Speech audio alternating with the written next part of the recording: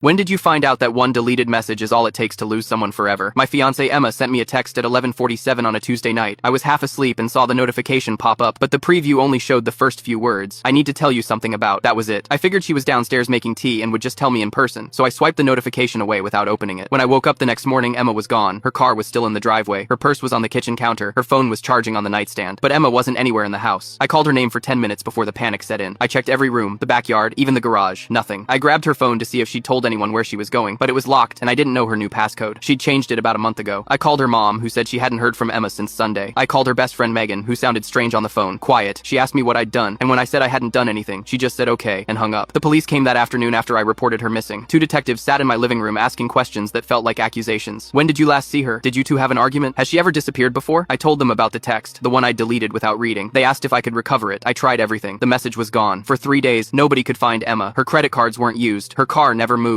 No one saw her leave the house that night. The detectives kept coming back with more questions, and each time they looked at me differently, like I was hiding something. On the 4th day, Emma's mom called me. Her voice was ice cold. She said the police found Emma. She was safe. She was staying somewhere I couldn't know about, and I was never to contact her or anyone in her family again. I asked what was happening, why Emma would just vanish without telling me, why everyone was treating me like a criminal. Her mom said, "You know exactly why," and hung up, but I didn't know. I had no idea what was going on. Over the next 2 weeks, my life fell apart in ways I couldn't explain. Emma's friends blocked me on everything. My coworkers started acting weird around me, conversations stopping when I walked into rooms. My own brother called asking if there was anything I wanted to tell him about Emma. I kept saying I didn't understand what was happening. Nobody believed me. I went through our apartment looking for answers. Emma had taken almost nothing with her. Her clothes were still in the closet. Her jewelry was still in the drawer. But when I looked closer, I noticed things were missing. Her passport, a folder of important documents she kept in her desk, a small lockbox I'd never seen her open. In the back of her closet, I found a notebook hidden inside a winter coat pocket. The pages were filled with dates and times and descriptions of things I didn't remember. Arguments we supposedly had that I couldn't recall. Times I supposedly yelled at her that never happened. Phrases I supposedly said that I would never say to anyone. Each entry was detailed, specific, completely wrong. I sat on the bedroom floor reading this notebook full of lies about myself, and I felt like I was losing my mind. Either Emma had been writing fiction about our relationship, or I had some kind of memory problem where I was doing things I couldn't remember. Then I found the receipts, hidden in the same coat pocket. 3 visits to a lawyer's office over the past 2 months. A consultation fee for something called protective services. A payment to a private investigator. Emma had been planning to leave me for months, gathering evidence, building a case. But evidence of what? I drove to the lawyer's office the next morning and demanded to know what was going on. The receptionist called security. A man in a suit came out and told me that if I didn't leave immediately, they would call the police, and I would be arrested for violating a protective order. I didn't even know there was a protective order. That night, I finally got Emma's phone unlocked. I'd remembered an old passcode she used to use, and I tried variations until one worked. I went straight to her text messages, to our conversation, scrolling up to find the message I deleted. It wasn't there, but the messages above it made my hands go numb. Emma had been texting someone for months, late at night when I was asleep. Hundreds of messages to someone named just M, and as I read through them, I realized exactly what had happened. Because what Emma had written about me wasn't true, but what she wrote about the person she was texting was. The rest of the story is on my channel or linked below. My hands are shaking as I scroll through Emma's messages, hundreds of them, all to someone named M. I click on the contact information, and there it is, Megan, Emma's best friend, the one who asked me what I'd done when I called looking for Emma. The texts go back months. At first, they seem innocent enough late-night conversations about feeling unappreciated, about how I didn't understand Emma. But as I scroll backward through time, the tone changes. "I don't know if I can do this, Em," Emma had written 3 weeks ago. "He hasn't done anything wrong." "That's how abusers operate," Megan replied. "They make you doubt yourself. Remember what you told me about how he looked at you when you burned dinner last month? That wasn't normal, Em." I stare at the screen, completely confused. I don't even remember Emma burning dinner. We order takeout most nights because neither of us likes to cook. The messages continue, becoming more manipulative with each exchange. "You need to document everything," Megan wrote. "Even the small things, especially the small things. That's how you build a case." "But I feel like I'm making things up," Emma responded. "You're not. You're just finally seeing what's been happening all along. Trust me, Em. I've been through this before. I know what these men are like." My stomach twists as I realize what I'm reading. The notebook, the fictional accounts. Emma wasn't losing her mind. She was being coached by Megan. I scroll further back and the truth becomes undeniable. The relationship between Emma and Megan wasn't just friendship. There are messages about stolen kisses when I was working late, plans for weekends together once Emma got out, declarations of love that make my engagement ring feel like a prop in someone else's play. "I can't wait until you're free of him," Megan wrote. "We'll finally be together without having to hide." "I'm scared," Emma replied. "What if he figures it out? What if he hurts me? That's why we're doing this carefully. The restraining order will protect you. The evidence you're collecting will make sure he can't come near you again." I feel sick as I read their plan unfolding over months. Megan suggesting Emma change her phone passcode. Megan recommending lawyers who specialize in domestic violence cases. Megan instructing Emma to keep a detailed journal of incidents that never happened. "Make sure to include specific details," she wrote. "What he was wearing, the exact words he used, how his face looked. Details make it believable." I think about the detectives in my living room, looking at me with suspicion. I think about Emma's mother's cold voice telling me I knew exactly why Emma left. I think about my coworkers, my brother, everyone suddenly treating me like a monster, all because of a fiction Megan helped create. I find the conversation from the night Emma disappeared. My hands go numb as I read it. "I sent him the message," Emma wrote, at 11:46 p.m. "Good. Did he respond?" Megan asked. "No, he's asleep, I think." "Perfect. I'll be there in 20 minutes. Don't bring anything he'll notice is missing right away. At 12:17 a.m., Emma sent another message. I'm having second thoughts. Maybe I should talk to him first. Megan's response was immediate. No, abusers are most dangerous when confronted. We've talked about this. He'll manipulate you into staying. You have to leave now while he's asleep. There's a gap in the conversation. And then at 12:43 a.m., Emma wrote, I'm outside. Where are you? 2 minutes away. Did you delete the message you sent him? No. Should I? Yes. Delete it immediately. If he reads it, he'll know something's up. That was the message. The one I deleted without reading. The one that started with, I need to tell you something about. I wonder now what the rest of it said. Was she going to tell me about Megan? About the affair? About the doubts she was having? I'll never know. I keep reading, desperate for answers. I deleted it. Emma wrote at 12:47 a.m. But I feel sick about this. The journal entries. They're not true. I'm lying about him. You're protecting yourself, Megan replied. This is how the system works. No one believes women unless there's documentation. We've been over this. Now get in the car. We're leaving. The last message from Emma, sent at 1:03 a.m. I love you, but this doesn't feel right. Megan's final reply. You're just scared. That's normal. I'll keep you safe from him. Trust me. I put the phone down, my mind racing. Everything makes sense now. The notebook hidden in Emma's coat. The lawyer visits. The private investigator. The protective order I never knew about. Megan has been systematically isolating Emma, convincing her I'm abusive, coaching her to document fictional incidents, all while carrying on an affair with her. And now she has Emma somewhere, safe, somewhere I can't reach her. I pick up the phone again and take screenshots of everything, every message, every manipulation, every lie. I email them to myself, then to my brother, then save them to the cloud. I need evidence of what really happened. Then I text Megan directly from my own phone. I know everything. I've read all the messages between you and Emma. Her response comes almost immediately. If you contact Emma or me again, I'll have you arrested for violating the protective order. Everything she wrote about you is true. No one will believe your side. I stare at her message. Anger and helplessness washing over me. She's right. Who would believe me? The police already suspect me. Emma's family thinks I'm an abuser. The lawyer's office threatened to have me arrested. I have no credibility, but I have the truth now. And the truth is that Emma had doubts. She knew the journal entries were lies. She felt sick about what she was doing. Her last message said it didn't feel right. Somewhere beneath Megan's manipulation, Emma knew this was wrong, and that's what I have to hold on to. I set the phone down and start making a plan. I need to find Emma. I need to show her these messages, remind her of her own doubts. I need to break through whatever Megan has been telling her these past few days. But I have to be careful. One wrong move and I'll end up arrested, which would only confirm everything Megan has been saying about me. I need to be smarter than that. I look at Emma's phone one more time before hiding it in my desk drawer. The evidence is there. The truth is there. Now I just need to find a way to use it. I stare at Megan's threat for a long time, my hands trembling with a mix of rage and fear. The audacity of it to manipulate Emma for months, coach her into creating a fictional narrative of abuse, and now threaten me with legal action when I've discovered the truth. I need to be careful. One wrong move and I'll be the one behind bars while Megan continues her manipulation. I take a deep breath and hide Emma's phone in my desk drawer, making sure it's powered off. The evidence is too valuable to risk Megan somehow accessing it remotely. The doorbell rings, startling me. Through the peephole, I see the same two detectives who questioned me earlier. My stomach drops as I open the door. Sir, we need to speak with you, the older detective says, his expression grim. May we come in? I step aside, trying to appear calm despite my racing heart. They stand awkwardly in my living room, the same room where they'd questioned me about Emma's disappearance just days ago. We've been informed that you've been attempting to contact Emma Wilson despite a protective order prohibiting such contact, the younger detective states, pulling out a document. We're here to serve you with formal notice of this order and warn you that any further attempts at contact will result in your arrest. I stare at the paper he's holding out. What protective order? I didn't know anything about this until today. According to Miss Wilson's statement, you were verbally informed by her legal counsel last month. The detective's tone suggests he doesn't believe me. That's impossible. I just found out today when I went to her lawyer's office. I say, careful not to mention Emma's phone or the text messages. May I see the evidence this is based on? The older detective sighs. Sir, the order was granted based on documented incidents of controlling and abusive behavior spanning several months. The court found sufficient evidence to issue an emergency protective order. What evidence? I ask, my voice rising despite my efforts to stay calm. Those incidents never happened. I can prove it. That would be a matter for the court, he replies. For now, this order is in effect. No contact with Emma Wilson, directly or through third parties. No attempts to locate her residence. Minimum distance of 500 feet at all times. I take the paper, scanning it quickly. It's all there, the fictional incidents from Emma's notebook, presented as fact. Dates, times, specific details, just as Megan had instructed her to include. My name, labeled as an abuser. My future, potentially ruined. Is there anything else you'd like to tell us? The younger detective asks, watching me carefully. I think of Emma's phone in my desk drawer, of the messages revealing Megan's manipulation, of Emma's doubts about what they were doing, but revealing that now, to these detectives who already view me with suspicion, might backfire spectacularly. No, I say finally, thank you for informing me. After they leave, I sit on the couch, the protective order in my hands, trying to think clearly through the panic. I need professional help, someone who can navigate this legally and gather evidence without putting me at risk of violating the order. The next morning, I call a private investigator whose name I found after hours of research. His office is small, tucked above a convenience store downtown, but his reviews mention discretion and experience with domestic situations. So let me get this straight, he says after I've explained everything, carefully omitting any mention of Emma's phone. Your fiancé disappeared, leaving behind evidence of abuse that never happened, and you believe her best friend manipulated her into creating this fiction while carrying on an affair with her? Yes, I say, hearing how it sounds. I know it seems far-fetched. Actually, it doesn't, he replies, surprising me. I've seen similar situations. Isolation is a classic manipulation tactic. If this Megan is who you say she is, she's working from a familiar playbook. I feel a rush of relief at being believed. Can you help me find Emma? I just need to talk to her, show her what's really happening. I can locate her, but you can't approach her that would violate the order, he warns. First, let's gather information about Megan. If she's done this before, there might be a pattern we can document. Over the next week, the The investigator works quietly. I go through the motions of my daily life, work, home, pretending everything is normal while my world has collapsed. Coworkers still avoid me. Emma's friends have all blocked my number. My brother calls occasionally, his tone cautious, like he's not sure what to believe anymore. 9 days after Emma disappeared, the investigator calls. I've found them, he says. They're living together in Ridgewood, about 40 minutes from you, renting a small house under Megan's name. My heart jumps. Emma's there? Is she okay? Appears to be. I've observed them coming and going. Emma seems subdued, doesn't leave the house much, except with Megan. What about Megan? Did you find anything on her? That's where it gets interesting, he says. This isn't her first rodeo. I found 2 previous relationships with similar patterns. Women who suddenly cut ties with family and friends after becoming close with Megan. One filed a restraining order against her ex-boyfriend using language remarkably similar to Emma's statements about you. I grip the phone tighter. Can you get me in touch with these women? One of them, maybe. Allison Reeves. She eventually reconciled with her family after breaking things off with Megan. The other woman is still estranged from everyone who knew her before. This is exactly what I needed, I say, hope rising for the first time in days. Evidence of a pattern. There's more, the investigator continues. Megan has a sealed juvenile record. I couldn't access the details, but the case involved fabricating evidence against a teacher in high school. The charges were eventually dropped, but it fits the profile. I think about Emma, living with someone capable of such calculated manipulation. Is she starting to see through Megan's lies? Or is she being pulled deeper into isolation? I need documentation of everything you found, I tell him, and if possible, a way to contact Allison Reeves. Already compiling a file for you, but remember, no contact with Emma. That's what Megan wants. She's hoping you'll violate the order so she can further paint you as dangerous and unpredictable. After we hang up, I sit at my kitchen table, staring at the spot where Emma's purse used to sit. The house feels empty without her, but now there's a glimmer of hope. If I can document Megan's pattern of manipulation, maybe Emma's family will listen. Maybe Emma herself will start to question the narrative Megan has created. 2 days later, a thick envelope arrives from the investigator. Inside is a comprehensive file, photographs of Emma and Megan entering and leaving the house in Ridgewood, background information on Megan, including her employment history and previous addresses, statements from former friends of the other women who had fallen under Megan's influence, and most valuable of all, contact information for Allison Reeves. I stare at Allison's phone number for a long time before dialing. When she answers, her voice is cautious. Hello? Allison, my name is... I start, but she cuts me off. I know who you are. The investigator explained everything. She pauses. Megan did the same thing to me 3 years ago. The validation in her words nearly brings me to tears. Will you help me? Yes, she says without hesitation. What Megan does, it's not love, it's control. It took me months to realize it, and by then, I'd lost almost everyone who cared about me. How did you get away? I ask. My sister refused to give up on me. She kept sending me evidence of Megan's lies until I couldn't ignore it anymore. Her voice softens. Your Emma will need the same. Not from you. She's been conditioned to distrust you, but from someone she still believes in. Her family, I say, thinking of Emma's mother. They need to see all of this. Exactly. And I'll help. I'll talk to them. Tell them what happened to me. Megan needs to be stopped before she destroys another life. For the first time since finding Emma's notebook, I feel like I might actually get her back, not as my fiancé necessarily, but at least free from Megan's manipulation. I carefully compile everything I've learned, making copies of the investigator's file and the screenshots from Emma's phone. I know I can't contact Emma directly, but there's nothing in the protective order about contacting her family. With Allison's help, I might be able to break through the wall of suspicion and show them what's really happening. I address the package to Emma's mother, including a letter explaining everything I've discovered and Allison's contact information. As I drop it in the mail, I feel a weight lifting. The truth is powerful, and now it's on its way to someone who might be able to reach Emma when I can't. 3 days pass with no response. I check my phone constantly, hoping for a message from Emma's mother, but there's nothing. I begin to wonder if Megan has somehow intercepted the package or convinced Emma's family to ignore it. Then, on the 4th day, my phone rings. Unknown number. I answer with my heart in my throat. Hello? It's Catherine, Emma's mother says, her voice strained. We need to talk about what you sent me. I call Allison Reeves every day for a week after our first conversation. She's become my lifeline, the only person who truly understands what Emma is going through because she lived it herself. Each call reveals more about Megan's playbook, how she isolates her targets, plants seeds of doubt about loved ones, and gradually rewrites their reality. She's incredibly patient, Allison tells me during our 3rd call. With me, it took almost 6 months before I cut ties with my family. She never pushed directly, just asked questions that made me doubt everyone's intentions. How did she explain her past? I ask, pacing my living room. Emma never mentioned any of Megan's previous relationships. That's part of it. She presents herself as someone who's been hurt but never found the right person. Then she makes you feel special, like you're the only one who truly understands her. Allison's voice grows quiet. The scariest part is how believable it all seems when you're in it. While I wait for Emma's mother to respond to the package I sent, I work with the private investigator to document more of Megan's pattern. He manages to track down 3 of Megan's former co-workers, all of whom describe her as manipulative and skilled at turning people against each other. One woman even filed a workplace harassment complaint after Megan spread false rumors about her. This is good, the investigator says when we meet to review his findings. It establishes a clear behavioral pattern. But remember, I know, I interrupt. No contact with Emma. Exactly. Megan is watching for any violation of that order. One mistake and you lose all credibility.